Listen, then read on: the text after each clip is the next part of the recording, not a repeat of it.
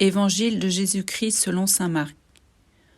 En ce temps-là, Jésus partit et se rendit dans le territoire de Tyr. Il était entré dans une maison, et il ne voulait pas qu'on le sache, mais il ne put rester inaperçu. Une femme entendit aussitôt parler de lui. Elle avait une petite fille possédée par un esprit impur. Elle vint se jeter à ses pieds. Cette femme était païenne, syro-phénicienne de naissance, et elle lui demandait d'expulser le démon hors de sa fille. Il lui disait « Laisse d'abord les enfants se rassasier, car il n'est pas bien de prendre le pain des enfants et de le jeter aux petits chiens. » Mais elle lui répliqua « Seigneur, les petits chiens sous la table mangent bien les miettes des petits enfants. » Alors il lui dit « À cause de cette parole, va, le démon est sorti de ta fille. » Elle rentra à la maison, et elle trouva l'enfant étendu sur le lit. Le démon était sorti d'elle.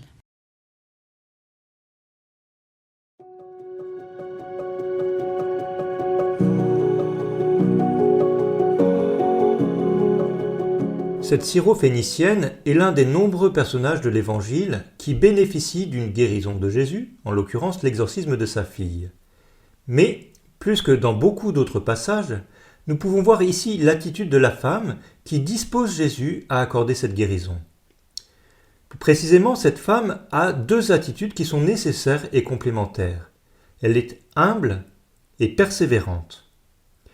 La persévérance ne l'a rendue ni arrogante ni orgueilleuse, et l'humilité ne l'a pas conduite à renoncer à sa demande. Le long dialogue entre Jésus et cette femme témoigne autant de ces deux attitudes, l'humilité et la persévérance. Il faut reconnaître que l'une et l'autre ne sont pas toujours faciles à accorder. Nous pouvons renoncer en prétextant l'humilité. Ou au contraire, notre insistance peut nous faire oublier ce que nous sommes réellement. Alors, de ces deux attitudes, laquelle puis-je demander aujourd'hui comme une grâce au Seigneur, autant dans ma prière que dans mes relations ?